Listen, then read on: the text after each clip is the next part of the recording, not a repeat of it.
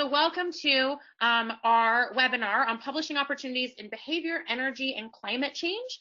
You're going to be hearing from these two amazing editors today, Jenn Richler, who's an editor with Nature, Climate Change, Nature, Energy, and I think Nature, Social Science, Behavioral Science as well, and among others, and Denise Penrose, who's with Springer, and she's the editor for Physical Sciences, Engineering, and Energy. I've known both of these women for a few years and worked with them, and I'm very excited that they both agreed to address us. I know I've learned so much through informal discussions with them and thought about how to be a better author, a better reviewer, a better contributor to journals. So we started talking about a year and a half ago, and it's taken us this long to get this webinar together on can we provide this writ large to a broader audience. So thank you all for joining us.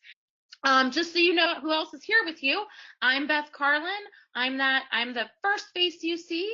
Like I said, I am the past president of APA Division 34 and also a proud contributor to the Behavior, Energy, Climate Change Conference. Reuven Sussman, who is the I don't know your type, manager at something at the American Council for an Energy Efficient Economy. Reuven has taken care of all the technology to make this happen, and ACEEE has let us use this software because our American Psychological Association division didn't have. And then Sabrina, who you might not hear from on the call, has been the person you've been getting emails from her probably behind the scenes. She's the communications chair for APA's Division 34 and has been doing all of the prep work for this. So even if you don't hear from her, none of this would be happening without her. Now move on to our first speaker, which is Jenn Richler from Nature, Climate Change, and many others. Jenn, I'm going to pass you over control of the slide deck now. And I'm just going to read a brief intro bio about Jenn before we start, as you're switching over control. So first, Jenn Richler completed her PhD in psychology and postdoctoral work at Vanderbilt University.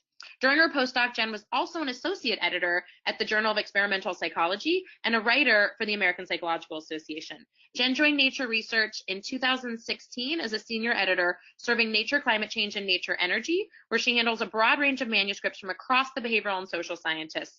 And she was named acting head of Nature Research Social Sciences Center of Excellence in 2017. So with that, I'm going to turn it over to Jenn. All right.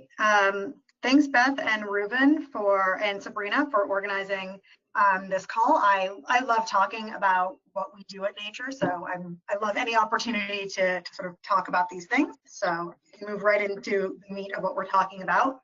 So before I get into how to write a paper, sort of the peer review process at Nature, I'm just going to give a little bit of background about Nature Research more generally. So Nature Research comprises a number of different journals. So sort of we have at the top here, we have Nature, which is our flagship journal. The goal of Nature is to publish exceptional research from across the scientific landscape. Sort of then a tier below that, we have the Nature Research journals, which aim to publish the most significant advances in landmark papers of interest to their specific communities. Now, there are something like 30 Nature Research journals, but I'd like to highlight these 5: Nature Climate Change, Nature Energy, Nature Plants, Nature Human Behavior, and Nature Sustainability, because these are our 5 journals that are explicitly looking to publish social and behavioral science research. And these journals all have editors with relevant social and behavioral science backgrounds to handle those papers. And of course, many of these journals, I think, are quite relevant to sort of this environmental tilted group, right? They're being drawn from the APA and BEC communities. And most of my talk is really going to focus on what we do at this Nature Research journal level, mostly because that's sort of where I operate as an editor. And then finally, we have Nature Communications, which is an open access journal that publishes high quality papers from all areas of science. And for Nature Communications, what they are looking for are papers that represent important advances that are relevant to specific scientific disciplines. So the idea is that a paper in Nature Climate Change, even if it's a psychology paper, it should have relevance and appeal to, sociologists, political scientists, maybe even some of the natural and physical scientists. At Nature Communications, your paper really only needs to speak to your specific research community. So just a little bit about the editorial culture at Nature Research, because we operate a little differently than I think most journals that people tend to have experience with. All of the editors are trained scientists. We all have PhDs and usually also postdoc experience in areas that are relevant to the papers we're handling. So we no longer do our own research. This is my job. 9 to 5, I'm a professional editor handling your papers. We're independent, so we do not have any external editorial boards.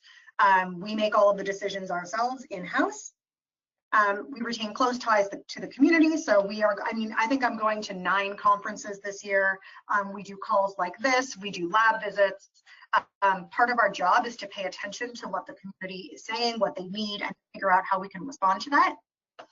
And our decisions are based on the significance of the research. So we don't care who the authors are, where they are based, how many citations it must receive, or whether it will receive media coverage. Nature papers do tend to get covered by the media, but what I always say is that the media covered it because we published it. We didn't publish it because it would be covered by the media. So that's just a little bit about our editorial culture here. And then just a few sort of broad policies that I think it's useful for people to know. The Nature research journals are not open access. However, we do have a shared it initiative. And what this means is that the day your paper is published, authors receive a link to a full text PDF version of the paper that can be shared immediately and without restrictions. We also support preprints. So preprints can be posted at any time prior to submission, and these do not influence our evaluation of novelty. We're very supportive of the use of ORCID IDs. So we ask corresponding authors of accepted paper to provide information about their ORCID. I'm very supportive of ORCID. There is another Jennifer Richler who also has a PhD in psychology. So having an ORCID is actually useful to me to distinguish our research contributions. And if people have questions about what that is, what ORCIDs are, I can answer that later. But essentially, it's a unique number ID that helps to distinguish your research contributions. And finally, all of our papers include a data availability statement. So you have to say where the data in your paper are available, if they will be made available, what those restrictions might be. Our preferred approach is to share data via public repository, but we don't mandate that, and we understand that a lot of different kinds of data are subject to different considerations and restrictions. We just need an explicit statement about that. Okay, so that's sort of a little bit about Nature more generally. Now I'm going to get into the nitty-gritty of the editorial process.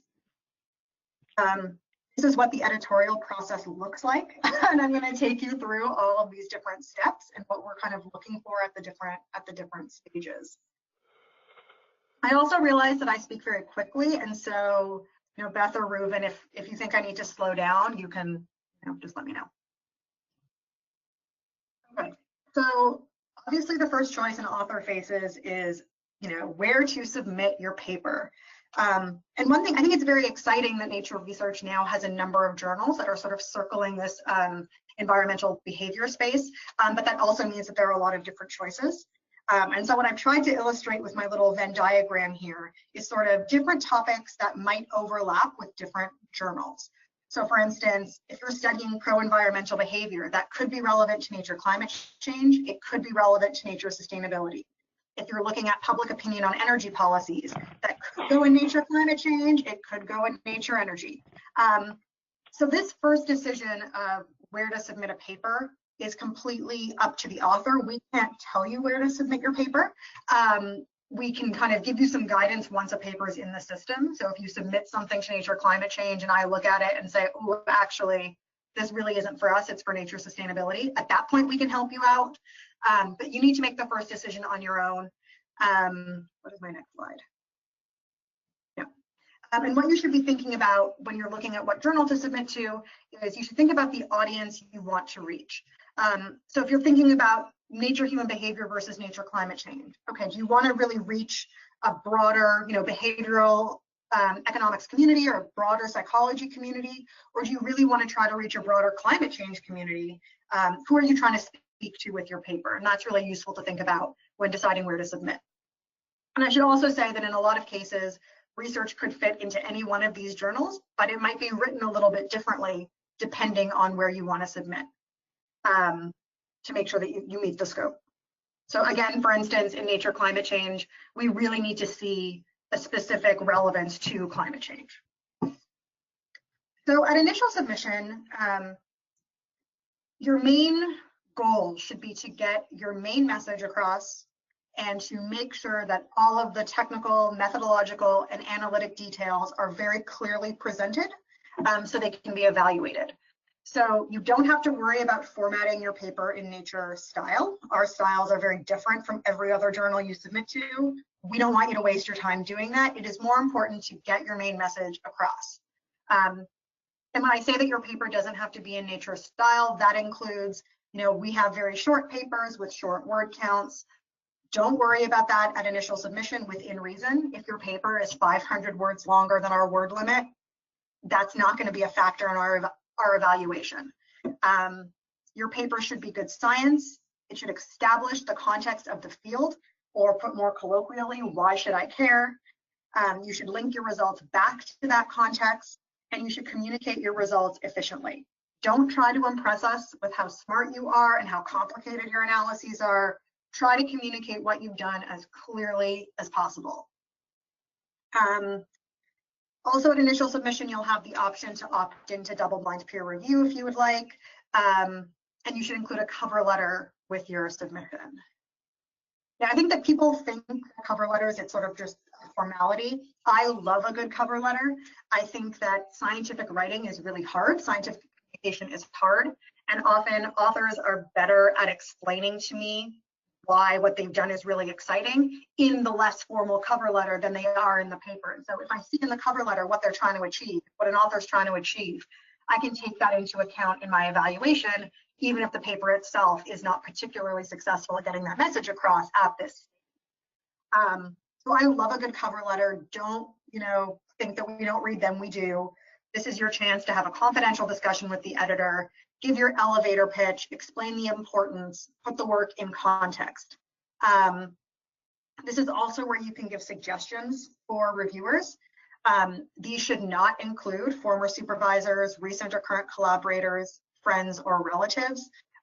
Those suggestions can be really helpful. So even if we don't use all of your suggested reviewers, sometimes that can point us to a particular research topic or kind of expertise we might be looking for in a reviewer. So I can look at, oh, this person, the authors think that person X would be a good reviewer. Who is that person? What's their expertise? Okay, this suggests that they think that their work is speaking to that in some way.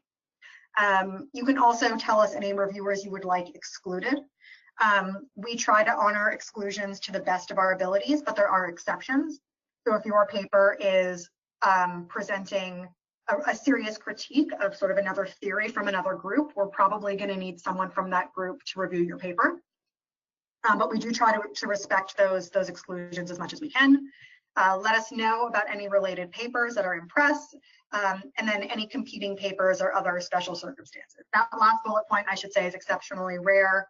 I guess one example is when people are trying to submit their papers to meet some of the IPCC deadlines, it's useful for us to know that so we can try to expedite the process, again, when there are those kind of external deadlines.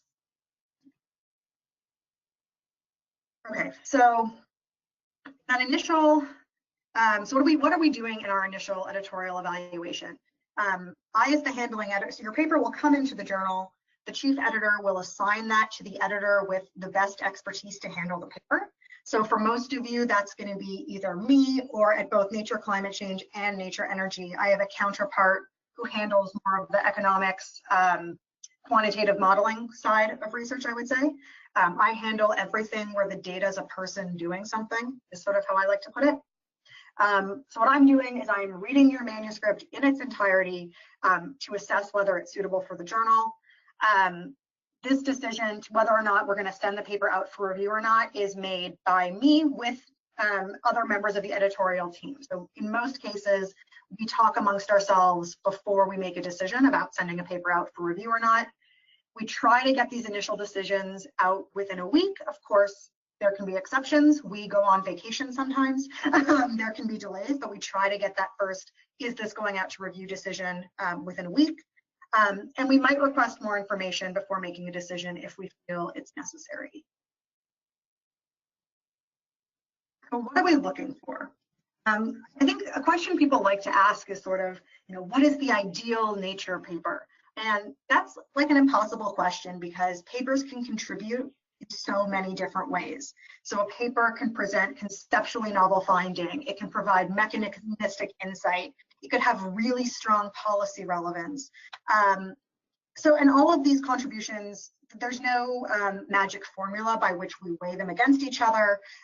We're basically looking at a paper and thinking like, okay, if everything about this is perfect technically, how does this contribute? And then is that contribution enough, whatever that might be? We're also looking for relevance to the journal's readership. So like I sort of mentioned before, a paper for Nature Climate Change really has to have an explicit climate change message. Similarly, a paper in Nature Energy really has to specifically speak to something about energy. We're looking for conclusions that are well supported and strongly supported by the data. We're looking for well-controlled quality data.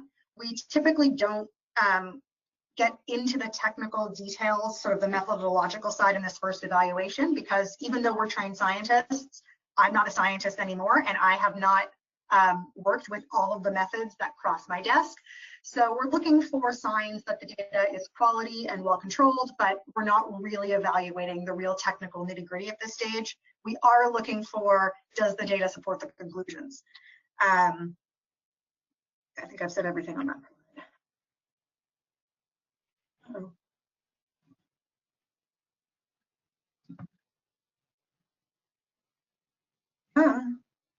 Sorry, it got stuck and then I went too far ahead.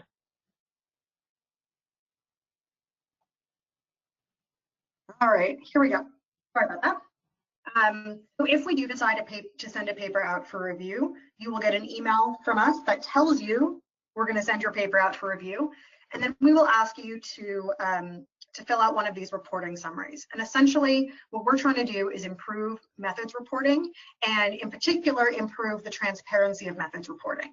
So I know it's really difficult to see here, and I'm happy to send around an example of this after the call. Essentially, what these reporting summaries are is we're basically asking a bunch of questions that are going to go through key elements of experimental design and statistics. And we're going to ask you to sort of fill out this sheet with that information, regardless of whether it is in the paper itself. So the goal of these reporting summaries is to have a document that has all this key methodological information in a way that's very structured and easy to find. And we also ask you to confirm some elements of how you've reported your statistics. So to confirm that you always report exact sample size, your graphs have error bars, that kind of thing. This information is sent out to the peer reviewers. And we ask for this document at each stage in the peer review process, and our published papers, this gets published alongside the published paper. Okay, so basically we ask you to send that form back filled out, we receive it from you, and then we have the thankless task of trying to find peer reviewers, which, full disclosure, is the most challenging, well, not challenging, most difficult part of this job, I would say. So we're looking for peer reviewers who have basically we're looking to have a combination of people who combined can speak to all aspects of your paper, both the conceptual side and the technical side. So we're looking for someone to evaluate the technical aspects of the paper. We like reviewers that have a fair and constructive attitude, no conflicts of interest. So that would be, this can't be your former PhD advisor. We like good reviewers to have good attention to detail, but also to see the big pictures. And we're looking for, when we're choosing our editors, and I think this is one way actually that the Nature journals are a little bit different from journals that I worked at before. We are very, very cognizant of wanting geographic and demographic and disciplinary balance on every paper. Sometimes we are very limited in some of these ways. So in some parts of the world, researchers really don't have a web presence, and that makes it very difficult for us to find them and ask them to review, but we try really hard. At minimum, I try to get someone on either side of the ocean, on either side of the Atlantic, to review a paper. So we're looking for that geographic diversity. We're looking for demographic diversity. Again, that can sometimes be limited by factors beyond our control. If a field is heavily male dominated, we really, there's not much we can do in terms of getting, demographic balance there. And we look for disciplinary balance. And again, I think this is another way that the nature journals kind of look at peer review in a bit of a different way. So if you're a psychologist working on a topic that is also relevant to political scientists, using methods from behavioral economics, that's going to be reflected in the reviewers that we choose. It is exceptionally rare that you will have all 3 reviewers come from the same discipline and that the discipline will be the same as yours. I don't think I've ever had a paper where all 3 reviewers are psychologists, as an example. But again, they're going to be relevant to your paper. So we're not getting physicists to review psychology. Typically we have 3 reviewers, but there could be more, there could be fewer. It depends sort of on the nature of the paper. I always say that every paper is like a unique butterfly, and they present their own challenges and require individual, catered handling.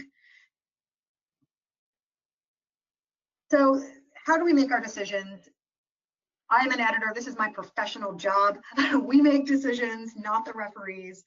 The reviewer's job is to give me information and arguments that I can use to make a decision. We often face contradictory recommendations, so it's rare that all 3 reviewers say the same thing. We're not counting votes, we're considering arguments. And so that being said, we often do have to overrule reviewers, both positive and negative, again, based on sort of weighing the arguments that the different reviewers, from the different reviewers. We also look at what reviewer requests are feasible. So we're looking for papers with potential. And then when we see the reviews, we're saying, okay, the reviewers need the authors to do X, Y, and Z. Is that feasible? Can the authors do that? Does it require them to get new data? And if it does, how uncertain is the outcome? So we really don't like to invite a revision when the outcome is uncertain. But there's a lot of cases where reviewers are asking for additional analyses, additional data, where, yeah, they need to run a new experiment, but no matter how that experiment turns out is really important for understanding this first experiment. And so, yeah, we'll give the authors an opportunity to try. I always find that reviewers underestimate what authors are willing to do in a revision. So a reviewer might say, oh, well, they have to run this new experiment, so reject the paper. And I look at it and say, well, if they can run that experiment, this would be really great. So we should give them that opportunity. So that's what we're looking for, both what are the reviewers asking for? Can the authors do it? What's the likelihood of success if they do these things? So this, I guess, brings to the next stage. You're invited to revise. I think it's important to remember seeing reviews is really hard. You're being criticized for what you've done. But the goal of peer review is to improve papers. And so I think, there's that moment where you read the reviews and you're, irritated by them, but then, okay, this is constructive. This is meant to make your paper better. In your revision, you should be aiming to address the major issues, particularly any that are emphasized by the editor. And I should also say in our decision letters, if there are requests from the reviewers that we think are unreasonable or unnecessary, we will tell you what those are. So sometimes reviewers ask for additional data and we don't think it's necessary, and we will tell you that. We also try to, and I guess this goes back to that point of how, what's the likelihood of success? We try to avoid multiple rounds of reviews and ineffective revision cycles. So you really want to make that revision a good one. If a reviewer asks for something, you should do it. And of course, if you have questions, consult with the editor who handled your paper, and they can provide advice on how to address a particular comment. Sometimes we can even go back to a reviewer to clarify, okay, you want the authors to do X. The authors have said they can do A, B, C instead. Would that work? And again, this can just save you time. So instead of submitting your revision, not knowing if that's going to be enough, we can give you a sense beforehand. Like I said, you really need to take advantage of that opportunity to revise. Only resubmit if you've addressed all the key points. In particular, if additional experiments or analyses are asked for, you are better off doing them and not arguing around them. Even if you say, like, I did this analysis, we're not going to put it in the paper for reasons X, Y, Z, you should do it. Otherwise, you might be delayed to a second round of revision where we force you to do the analysis and then the paper gets rejected at that stage. Like, it's just saving you time to do these things. You can't address a specific point, explain why. And please stay professional. These are your friends and colleagues, people you have to interact with. You know, no one, I think that there can sometimes be some like animosity in the process, and that just, it doesn't help what the aims of peer review are. And finally, the referees and the editors, we're all human. We can make mistakes. And if you feel something has been misunderstood, and that's why you don't think you need to address a particular point, make that point clearly and rationally. So typically, papers that we send out for review are rejected because the conclusions were not sufficiently supported by the data. There were technical flaws. The findings are considered either not novel or not significant enough, or they're deemed of interest only to specialists in a subfield. I would say of these, it's typically the first two generally lead to more of our decisions. So appeals. So we do consider appeals of rejections. And I should say, I think that people don't believe me when I say this. We are very open to appeals. When I was still in research, I'm pretty sure my advisor and I appealed every single decision, every single time. I mean, we used to joke that, oh, the editor thinks they've rejected our paper, because we would appeal when we felt that we had a good case. So we are open to appeals. Like I said, sometimes we make mistakes, sometimes reviewers make mistakes. Good reasons to appeal is if you actually have additional data to address a concern. So if your paper is rejected because, oh, you didn't have this manipulation check, so, you know, that's a technical flaw and we can't look past it. You might actually have had that data and not reported it in the paper. That's a great reason to appeal. There might be factual errors in a reviewer or editor's comments that you can easily correct. On the slide, I know it says specific evidence of reviewer bias. That is, of course, a reason to appeal. I should say that it's often really difficult to make a good case for that. Appealing is usually not a good choice when the decision was made based on judgments of novelty or importance. Those are really difficult decisions to overturn.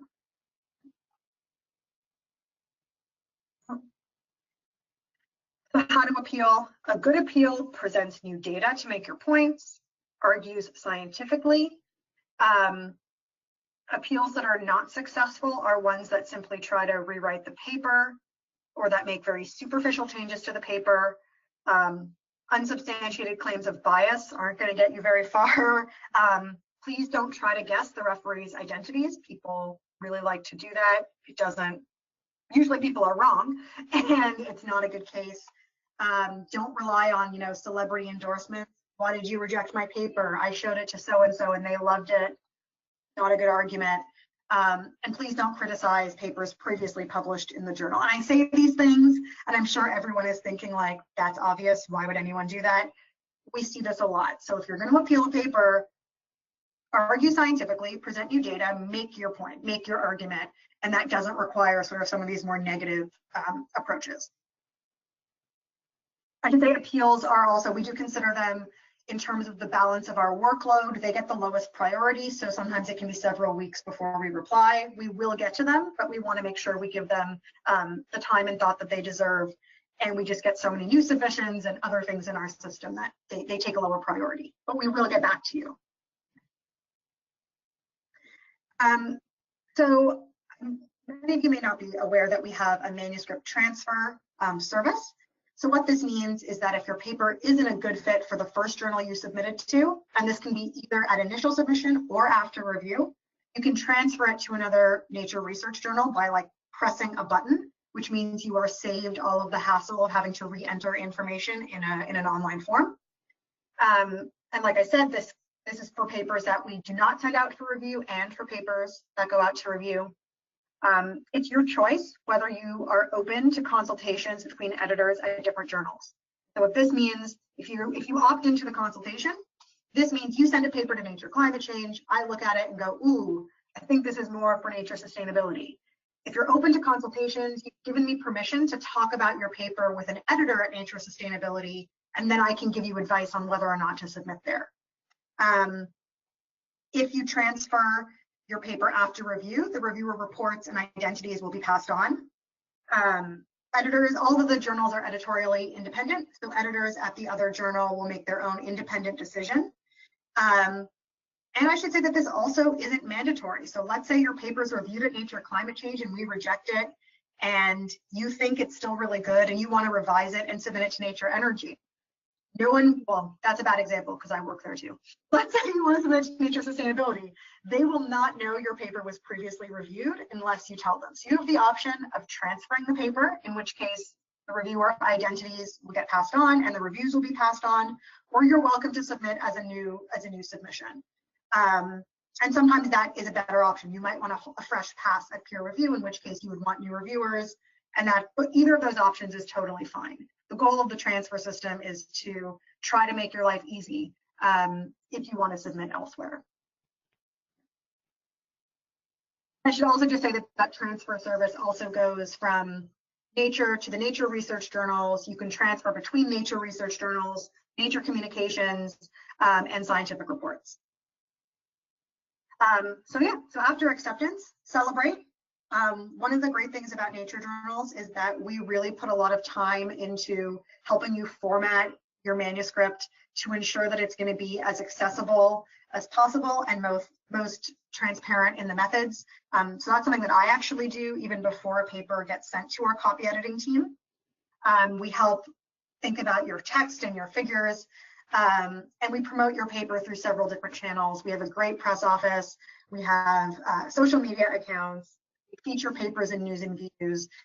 So our goal really at the end is to help the papers that we accept reach the widest audience in the best possible way to communicate the science. That's about it. So if you think you have a Nature paper, ask your friendly but brutally honest scientist outside your area if they find it interesting. Ask yourself if you would accept it as a reviewer. And if the answer is yes, write it up, write a good cover letter, and submit. Thanks. This is all, I have like a million different contact information here. I'm findable on the internet. And now I will pass it over to Denise. Awesome. So I want to introduce Denise Penrose. She publishes a broad interdisciplinary program of Springer books and journals on energy science, engineering, technology, and policy for students, researchers, and professionals. Based in the San Francisco Bay Area, she focuses particularly on academic and research institutions and organizations on the West Coast, but she does work with authors and editors from around the world. Denise joined Springer Nature with over 30 years publishing experience in science and technology. Highlights of her career include leading the prestigious computer science imprint Morgan Kaufman for several years as its publisher, and developing indigenous science and engineering publishing programs in India as Elsevier's editorial director for Asia Pacific. She's the senior publishing editor for Springer's Energy Efficiency Journal, which is highly regarded by the communities it serves, and has recently launched the Springer series in sustainable energy policy. And I'll also mention I've been working with Denise as first editorial board member and now associate editor of Energy Efficiency, and she is delightful to work with as an author and as a board member. So with that, I'd like to turn over to Denise. Thank you, Beth. And thank you to Reuven as well for making this happen. I'm delighted to be with you today. As Beth mentioned, I'm with Springer. I'm in the physics and astronomy group, which is within a larger group of editors from around the world who work in physical sciences, earth sciences, and engineering at Springer. And this is a picture of my colleagues at a meeting that we had not too long ago. I publish both books and journals, one journal really on energy and in other areas in science and technology. I did want to give a larger context for Springer Nature and the relationship between Springer and Nature that both Jenn and I are part of. So Springer Nature is the large umbrella company And within it, you'll see all of these different, what we call in publishing, imprints and brands. And so you see a number of the Nature brands, as well as some others that you might be familiar with. Paul Grade, for instance, is a great social science publisher. A lot of individual Springer imprints, and as well as other publishing entities. And Springer Nature was created a couple of years ago out of a merger between groups within Macmillan and groups within Springer. And so that is how we are connected. There are some differences in these different imprints, but there's much that's the same, particularly the overall goal of publishing as bringing science to light. Okay, now looking at Springer, it has been around for some time. 176 years, began in Germany. So, and there are employees all over the world. We publish 10,000 new books every year, and we have 2,800 journals. We are known as the largest open access publisher in the world, and everything we publish is on our platform, Springer Link. All of our books, journal papers, major reference works, and over 10 million scientific documents. On the right, those are some of the disciplines that we publish in. The list is too long to put on a single slide.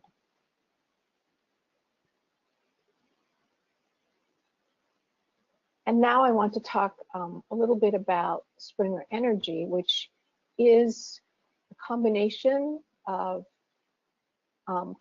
publications, books, journals, and book series, which you may or may not be familiar with. Book series are entities that are a collaboration between external academics and internal publishing editors such as myself. So for my book series, for instance, I collaborate with experts in academia and research institutes, and they will help the editor determine who we should be publishing and what are the emerging topics. So it's very much a collaborative publishing adventure, I should say. And these are the areas within energy that we focus on: energy efficiency, fossil fuels, not so much in fossil fuels, but we do have some, nuclear energy, policy, economics, management, transport, renewable and green energy.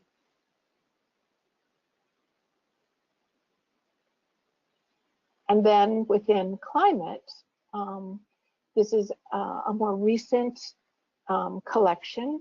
So it has just not as many books and journals as energy, but it is growing. And these are the areas within climate that we focus on. I did want to then take a look at what are the differences with publishing in the Nature branded journals that Jenn has explained and with Springer. There are some differences, but there are things that are very much alike. So I wanted to give a sense of what those differences are because Jenn has done such a wonderful job of really digging in deeply into the Nature process. The key differences, and Jenn alluded to this, with the Springer journals, the editor-in-chief and the associate editors are external academics. They are not staff. So for example, when Beth mentioned that she hasn't been involved with energy efficiency, and she is now an associate editor, she's external. Jenn's role is quite different than my role. I'm the publishing editor for the journal that I work on, energy efficiency, but I don't look at papers. I don't have that role. We have that role with our editor-in-chief and the associate editors who are working with reviewers and experts in the community, and they themselves are experts looking at the particular papers and for the journals that they work with. So it's an external relationship. They make a commitment to the publisher to do that work. Another difference is, I think that you'll see, and this is a tendency, I wouldn't say that this is true in every single instance, but in general, it's true that the Springer journals tend to support niche academic communities rather than broader disciplines. And one example of this is to look again at energy efficiency, which in a way is broad because it's such an interdisciplinary journal. We have papers that focus on behavior or on technology, on economics, but it's an interdisciplinary approach. Nonetheless, if you look at Nature Energy, you'll see that energy efficiency is one topic within Nature Energy, whereas for the Springer Journal, that is its only topic. So that's I think a key difference in general, that the journals tend to be, it's a way they tend to be different. And Jenn alluded to this when she talked about the difference between Nature Communications and the other nature journals, that Nature Communications will does not ask the paper to be of interest more broadly to other sciences, but only to the specific niche academic community. Well, in Springer journals, that's true for all of our journals in general. The publishing process. In general, the general arc of that publishing process that Jenn described is true for Springer as well. I would say the key difference, and an important difference, is that primarily because we have so many journals, our process is highly systematized. And so rather than having these kind of communications between the journal editor and the individual author that you see that Jenn alluded to, things come through the system. We have editorial manager, which is the system that we use. Everything is transparent in that system. The status is known by the editors, the reviewers, and the authors. So the arc is the same. So the paper comes in, there's a determination about whether or not there's a fit with the journal. And if it's deemed that there is, then it gets assigned to an associate editor, or the editor-in-chief will keep the paper and then send it out for review. Those reviews come back, they go to the author.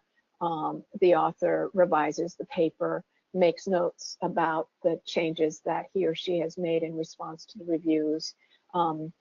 If the associate editor or the editors can look at the paper and see that the changes made have met the reviewers' requirements, they can make a decision then, but often they will send it out for review again, because we're looking to make sure that the specific knowledge of the that expert knowledge is consistently brought to bear on the paper.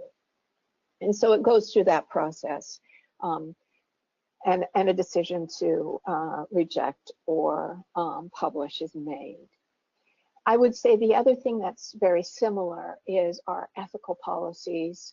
And that's something with Springer in particular, and I'm sure that's the same for Nature, that we do spend a great deal of time. And that's something that in my role, I'm looking at ways that we can make those policies as clear as possible to the authors, and to help our associate editors and editor-in-chief as they wrestle with these issues. But those policies are the same because they are corporate policies. How they get presented to individual authors for individual journals are going to be essentially the same. Now, because we have so many journals, deciding which Springer journal to submit to can be a challenge. Obviously, what you want to do is review the aims and scopes on the journal homepages on springer.com or Springer Link. But we do have a Springer Journal Suggester program at this URL, and you put in some essential pieces of information about your paper, and then this program will make suggestions on which Springer journals are appropriate. And then you can look at the individual aims and scope of the journal homepages on Springer to take a look. You can also then look at who's on the board, which is helpful just to see the kinds of expertise that are on the board that we that the journal editors will be reaching out to for suggestions for reviewers. We have a very active transfer policy where Springer very much wants to say to an author, you've made the effort to submit a paper to Springer. We are going to do everything that we can to find the appropriate Springer journal for your paper, assuming that it reaches a certain level of quality. And that quality has to do with, you know, answering certain questions about whether or not the paper has been previously published, and having a certain level of quality in terms of expression, use of English, and use of scientific notation, those kinds of basic quality issues. So it's a very active transfer policy that Springer has devised. The other thing to know about Springer is, and I mentioned earlier, it is the largest open access publisher in the world. Every Springer journal is either a hybrid journal, the open choice, or Springer Open, which is fully open access. The hybrid journal is a subscription journal, and then every author has the opportunity to choose whether or not they want his or her paper to be open access. And then in which case they pay the APCs, or their institution does, or if they're in a country that supports that, then they go through that process. With Springer Open journals, every single paper is open access. And then all the Springer journal papers are available on Springer Link. I wanted to take a look at energy efficiency as an example of a Springer journal, and also it's the one I know most about because as I do work on this with the editor and the associate editors. It is the only journal focused exclusively on energy efficiency. It covers the latest research in these areas across all these sectors. This is the 10-year anniversary of the journal, and we're really happy that most recently the impact factor jumped by 0.5 points in the last year. We have a 25% acceptance rate, and this is a hybrid journal. The geographic focus tells you a lot also. So we look at and publish papers that are global in nature, that look at specific energy efficiency policies or technologies nationally, regionally, locally. We look at and publish papers from developed countries or developing countries. These are the kinds of topics that you will see in the journal.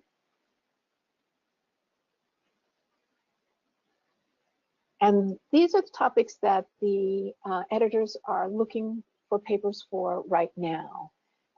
And we have recently in the last year worked with the board to identify what are the most important topics in energy efficiency so that we can start to do special issues in these areas and to let our potential authors know what we're really looking for, what we want to publish.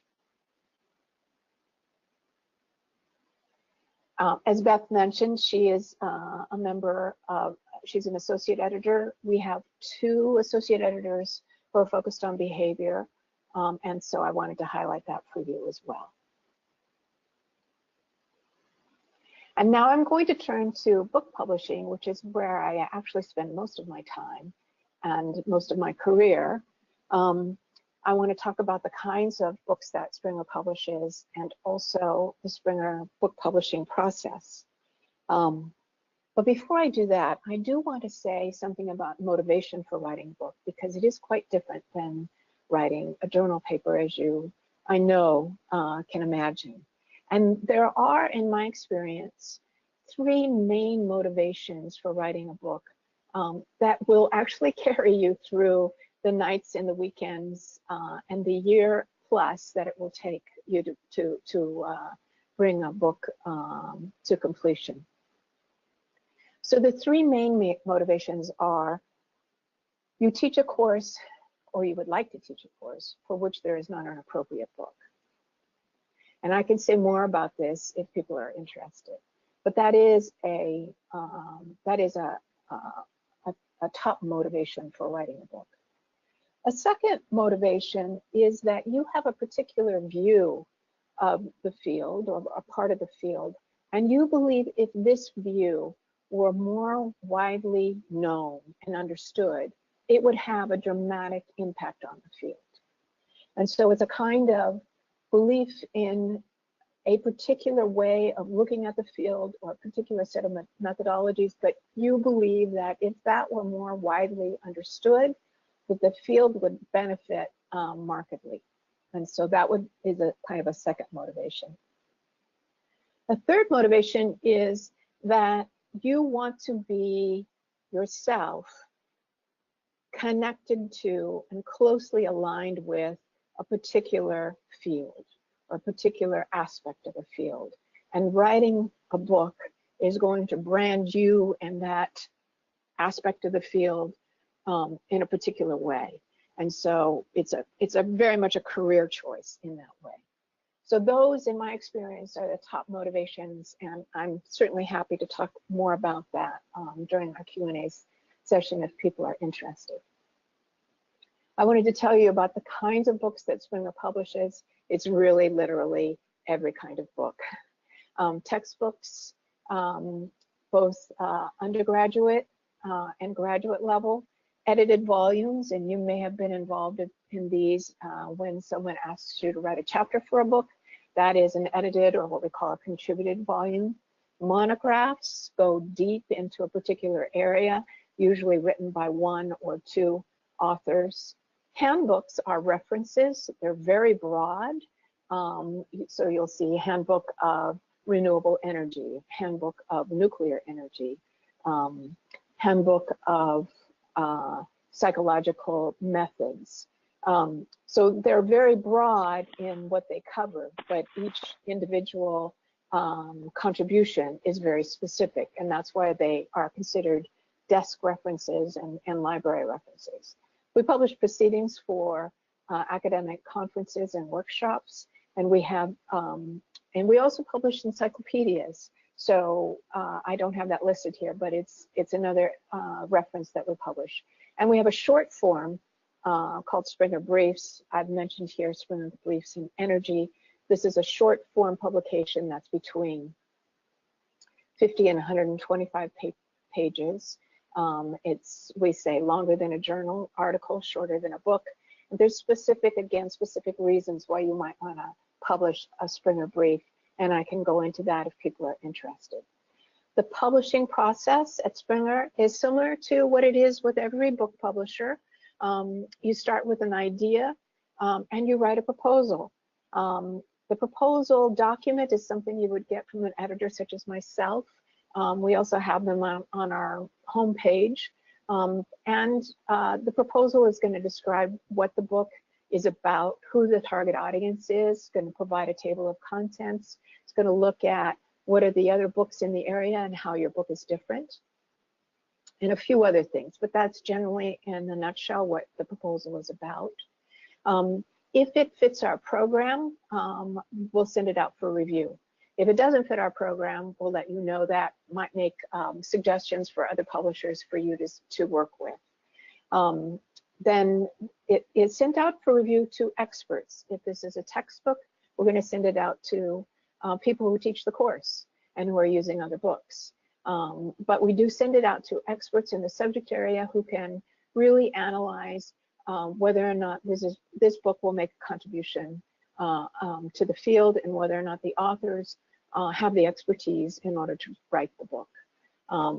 Based on that, in those conversations about the reviews, we make a decision to publish. What we are doing at that stage is making a decision to contract. And so we would offer a publishing agreement if the reviews and the conversations went well. Then you begin writing. And depending on the kind of book, you will get feedback along the way. I, for example, really believe in giving feedback to authors, particularly of textbooks, to get reviews. after you've written a third of the book, and so you can have that feedback along the way. It's very, very helpful as you continue to write. In any event, your full, complete first draft goes out for review, you revise, and then that final manuscript enters production. In the production process, you do review proofs, you review the copy editing, and then the book is published both in print and online and goes to a global market. I did want to say something about the benefit of online publishing. A lot of people have the kind of mistaken view that with everything online, books are out of date and nobody reads books anymore. And the fact is that with online book publication, the main difference is that more people get access. Books are still books. Books have a different role. They serve a different function than journal articles and any other kind of publishing. And that role is still very important. The difference is that more people get access and they discover them online rather than going in the stacks of their library or their corner bookstore. They discover it because they do searches online and then they come across a chapter in a book and realize there are other chapters that they might be interested in. So it is about global distribution rather than books no longer being relevant. With online publication too, it means an immediacy of publication. So as I mentioned with the Springer Link platform, as soon as that book is ready, production is complete, those 8,500 or more institutions around the world have access to the book. We both publish print and in e-book book formats and through the kind of retailers that you would know. For those patrons of institution that subscribe to Springer ebook collections, those patrons can purchase my copy, which is a paperback black and white copy for $25 in addition to getting access to the online version. We think this is a great way for students to get their own copy of books at a very reasonable price. The other great benefit of having books online is, like with journals, you can start to measure impact. So for Springer, every single chapter of over 100,000 books is being tracked. So we track their citations, downloads, book reviews, the number of readers, and the online mentions. And those metrics are displayed on the home page. I did want to mention the new series that I've started, the book series that I've started on sustainable energy policy. This very much came out of conversations that I had with folks at conferences who felt like, the issue of energy is this big problem, and there are many disciplines engaged in resolving it, but there's not great communication across those disciplines. And so this is a book series that's really devoted to integrating those perspectives in the individual volumes to help solve the problems that people want to solve in developing sustainable energy policy. So each of the volumes looks to have an integrated perspective.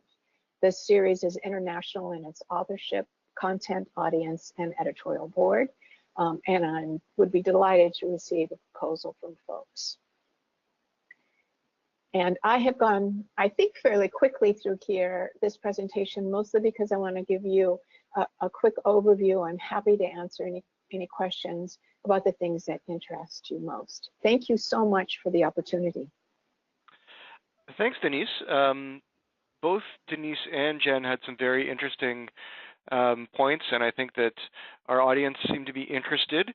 I have a few questions from the audience. I'm going to start with a couple that are directed specifically to Jenn, but Denise, maybe you could comment afterwards to see if you would answer the same or differently for your journals.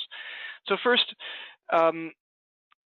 one attendee asks, how much qualitative research is published in Nature Climate Change? That's a really great question, and I'm really glad that someone asked. For anyone who's kind of familiar with the history of Nature as a company, the history of Nature is very much rooted in quantitative traditions. Now, that being said, I am exceptionally keen to expand the footprint of what we're covering in the social sciences, and that means including qualitative research. So at the moment, most of what we publish is quantitative, but we do have examples in both Nature Climate Change and Nature Energy of qualitative research. We are definitely open to it, and we would love to see more of it. And Denise, is that similar or different for the relevant Springer journals? I think that depends on the discipline. I think that with energy efficiency, because we do cover behavior, and there are qualitative approaches obviously in behavior, that we do have some coverage there of qualitative research. Because Springer publishes, as you know, as I mentioned, very broadly in the social sciences as well as in the behavioral sciences, I think you are going to see qualitative research published. Excellent. And I would say that I would just say that that would be very much something that you would look at in the aims and scopes of the individual journals on the homepage. Mm-hmm. So actually, I would actually just like to sort of make another point to that, which I think this might be a way that Denise and I look at this a bit differently. So for all of the Nature journals that are publishing in behavioral and social sciences, our scopes are really broad and include, you know, they span the natural, physical, and social sciences. We're also very new to social science publishing in general. And so what I would say is that just because you don't see something published in one of our journals, it doesn't mean we're not interested. Because again, the social sciences that, you know, are related to these topics are so broad in and of themselves, and they're in journals that are publishing a lot of other stuff as well. So if you look at, you know, the latest issue of Nature Energy and don't see a qualitative paper in there, you know, that's not indicative of our interest. It just is what we happen to publish in that issue, because we are exceptionally interested in the full breadth of methods and topics related to the scope of the journal. Great. I should mention incidentally that here at ACEEE we do use the Energy Efficiency Journal quite a bit, and it's an excellent resource for those who might not be as familiar with it. Okay, so another question for both speakers. Is there anything in particular to consider for literature reviews in particular? So there's a few questions about content. This is one of them, and I'll follow up with a few others after. In terms of the literature review section of these reviews, is there anything that our listeners any suggestions for them? I'm happy to go first, if that's okay. So Nature formats for our research papers are very short, particularly compared to other outlets. So we're typically looking for a much shorter literature review than you might find at a disciplinary journal. So for instance, we expect maybe about 1,000 words total before you start telling us the results of your experiment or the results of your study. And so that being said, we want there to be enough literature review that someone can obviously, you know, understand how this work fits into the literature and why you've done this and why it's important.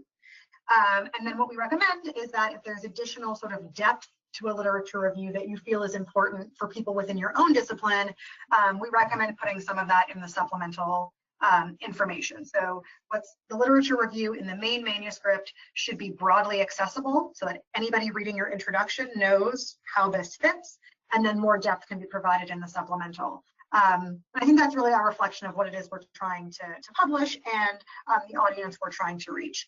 I'm not sure if that totally answers the question. And again, I suspect this is an area where Denise and I will differ just because Nature papers are so short. Yeah, I think that's Yes. quite helpful. Denise, do you have anything to add? No, I think Jenn has really again on the mark here, that difference between the breadth of, you know, the audience for the Nature journals makes that probably literature review process distinct. And again, I would recommend anyone, again, because our journals are so discipline specific, I think you're going to see the individual journals have different styles about that literature review. So it's really useful to look at the papers in the particular journals that you might be submitting to. I think for energy efficiency, because it's such an interdisciplinary journal, there might be some more breadth there than some of the other ones. But I think that that difference in the length of the journals papers from Nature and most Springer journals is one of these key differences, and the literature review is a piece of that. Thank you. So we have a great question from one listener about samples that are used in articles or manuscripts that are submitted. It's sort of a three-part question, or a question about three different types. How critical are the use of 1, student samples, 2, convenience samples, particularly MTurk, and 3, use of exclusively U.S. participants? I have things to say. Go. Great question. I'm really glad. I mean, the questions that are coming in, these are really fantastic questions. So the sample question is really complicated because it depends on the research question that you're asking. And this is, I think, also speaks to a difference between Nature journals and when I used to work at JP General, where I honestly really didn't think about sample all that much. And now I think about it for every single paper. So we definitely do publish papers that are using online MTurk samples, but for particular kinds of, so it depends on the kind of question. So if you're looking at, we published a paper recently where they were looking at they were using economic games to look at sort of these high risk, high reward scenarios, and they ran the experiments on mechanical Turk, and that ended up being supplemented by experimental lab studies, but it was fine to use convenient samples that were exclusive to the US because of the question they were asking. They were looking again at sort of in this cooperation, sort of a broader psychological concept, right? If you're looking at public opinion about beliefs in climate change and how, for instance, a particular kind of framing strategy might influence that, chances are mechanical Turk is not gonna fly with our reviewers because that's a question that starts to overlap with political science, and there's a lot of discussion about MTurk samples not being representative politically of the political spectrum. So it really depends on the question you're asking. And one thing in that reporting summary I talked about, one of the things we ask is for authors to state their sample and explain why that sample is appropriate for their question. So I really, that's, again, it's not a nice question to say like you can or can't do something or this is what we need, because it depends on the question. Yeah, thank you for that. We have a couple questions from a listener from India. An early career researcher in climate change asks, specifically Jen, can you explain the mechanistic insight looked for in a submitted paper to Nature Climate Change? That is a specific question. I mean, that is a generic slide, and I cannot think of an example off the top of my head that is going to apply to. I guess you know what? Actually, no, I can. That's not true. So. You have a paper, we know from the literature that different, let's say, communication framings, right, can influence subsequent attitudes.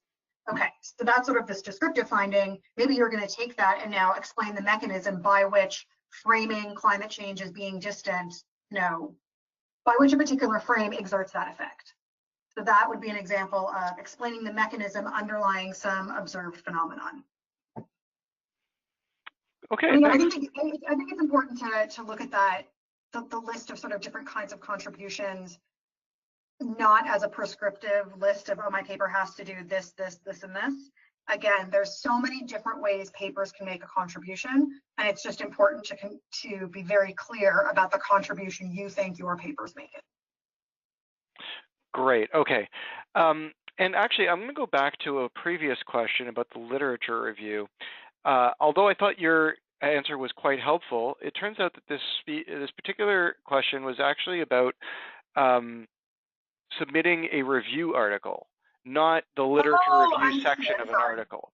So could you maybe explain briefly a little bit about the process for submitting an unsolicited review?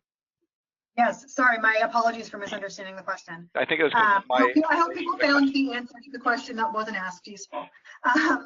Right, so at Nature Climate Change, we have perspectives and reviews, and a way to think about those is an authoritative review of the literature.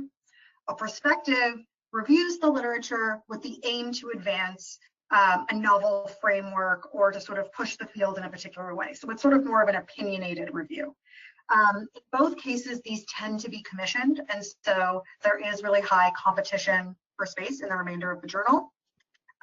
Because they are commissioned, this is a case where we recommend you do a pre-submission inquiry, which is in our online system, you basically give us, the abstract, a brief outline of what your paper would look like, why you think that this topic should be reviewed in Nature Climate Change, and some key references. The reason for this is, again, because we tend to commission these, and so there's a lot of competition for space. We reject a lot of proposals that are unsolicited, but we still want to hear them because they might be really good, but we don't want you to spend the time writing the whole paper if we're going to not pursue it. So that's a case where a pre-submission inquiry is really in your best interest. And then all reviews and perspectives are peer reviewed. They're typically between 3,000 to 5,000 words. Does that actually answer the question that was asked? I think that comes a little closer. I'm going to jump back before I get, so the respondent says yes. Before I get back to another question for Jenn from our India participant, I want to ask Denise a question. One listener asks, how does somebody choose between two journals that have similar aims and scope, especially given the number of journals that Springer has? Denise, are you still around? Yeah. Yes, right.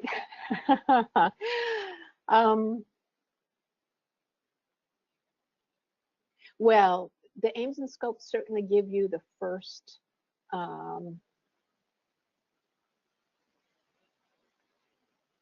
the where you start, and then I would look at what's been published, over the last 6 months, because then you might get a sense of what the editors are interested in. So it's a matter of aims and scope, and it's also a matter of, what's currently being published. Mm-hmm. Yeah, that's a nice insight. Thank you. Sorry, didn't mean to cut you off there. Please continue.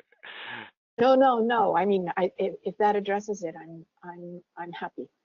Yeah, I do think that's a good insight and tip to check what's recently been published in a journal, as well as the aims and scopes before you think about submitting. So Jenn, I have another question for you here. What are the formatting requirements for an initial submission to the Nature Climate Change? I think this is more of a technical question. Do you have any tips on that? At initial submission, you can format your paper however you want. We don't care at initial submission, because we don't want you to spend time formatting a paper that we may not send out for review. And so our policy is that you don't have to format at initial submission. All of the information should be in there. So we should see the literature review, the methods, the results. You want to make sure all of that is communicated as clearly and transparently as possible. But put your figures in the text if you want, put the methods in the middle, even though we normally put it at the end. Basically, as a paper moves through our process, the editor will spend, and it becomes likely that the paper will be accepted. That's when we start pushing you to actually format the paper in our style. But at initial submission, we don't care how it comes in. Well, that's really interesting and possibly different than some other journals. I know that reformatting a paper can be a lot of work, so that could save a significant amount of effort, especially if you don't think there's a chance that there will be submission. Well, we don't send a lot of our papers out to review, and we know that even our references are formatted differently than other journals, and that's time that we don't want. That's a waste of everybody's time to spend time putting something into our format, doing the references our way if it's not gonna be published. So we want to see the work and then evaluate it before you put in that kind of time. So just to be absolutely clear, I mean, it doesn't have to be any particular format or even a consistent format. Just send the paper over. Yeah, I mean, to the extent that you want to communicate your science as well as possible. Yeah. So sometimes that can make make your paper so that it communicates well, which can come down to formatting things, right? So if the fonts are changing every sentence, like that's weird, difficult to read. Yeah. You want to communicate your science well, but other than that, yeah, just Great. send it in.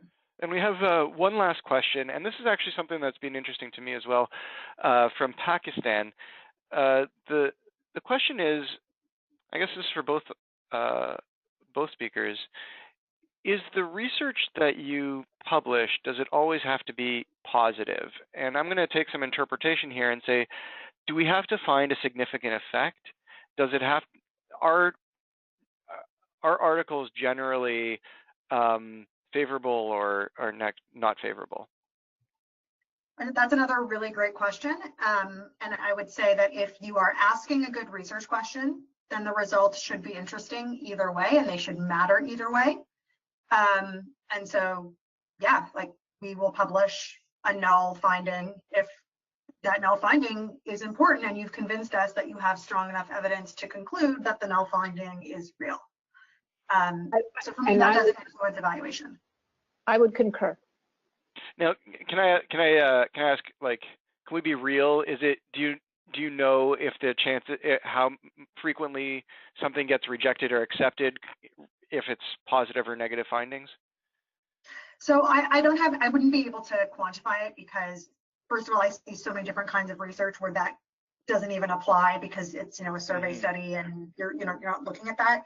I can't quantify it at all. But I honestly think that people tend to not submit the null findings because they think we're not going to publish them. So I actually think that there's a bias even before the paper comes in. There's a bias in what comes to us for that reason. And again, if the paper is asking a good question, I have sent things out to review recently that they didn't find an effect of something, and that actually was interesting in the context of that question. Great, thanks. Okay, actually, so since I said that was the last question, we had two other questions make it just under the wire here. And we have 3 minutes left to go. So I'm going to try to ask the first one and see if we can get to the second one. The first one is, on average, how many papers make it past the initial editorial team review at Nature Research? And does this differ between the Nature Research journals? I can only speak for the journals that I work on because I'm not privy to the data from other journals, but I think that on average across actually like all of the Nature journals, we're on average about 20% go out to review. That can depend also on different topic areas. So I can say that I tend to send a little bit more than 20% out to review than my editor peers, just because in my topic areas, that's how it goes. But it's roughly 20% go out for review. Okay, great. And Denise, I don't know if you have any comments on sorry. I realize there's a qualifier to my question. The 20%, that is at the Nature Research journals. Nature Communications sends about 50% out to review. And I think Nature, the flagship journal, sends about 10% out to review. You're more likely to go out to review at Nature Communications. Well, I guess as Springer, there's too many really to think about acceptance rates. Do you have, Denise, do you have any idea for energy efficiency, what the sort of... Well, I don't have a percentage of what goes out for review. Unfortunately, our acceptance rate is 25%. So anything that we accepted obviously went out for review. But how many papers we reject, desk reject, it is a huge number because we receive, even for our little journal, we receive 50 to 100 papers a month. So it's extraordinary the number of papers we receive, and the vast majority, I would say, there is a very significant percentage, but I can't tell you what it is, that are desk rejected that never go out for review. Thank you. And thank you for your time. We have, a few other questions about specific percentages of acceptance and how things get accepted when there are longer submissions and what have you. But I'm afraid we've run out of time in this session. Thank you very much to all our participants and all the speakers. Take care. Thanks, Thanks, Reuven. Thanks for all everyone. the technical support and for all those excellent questions. This was great. Thank you so much.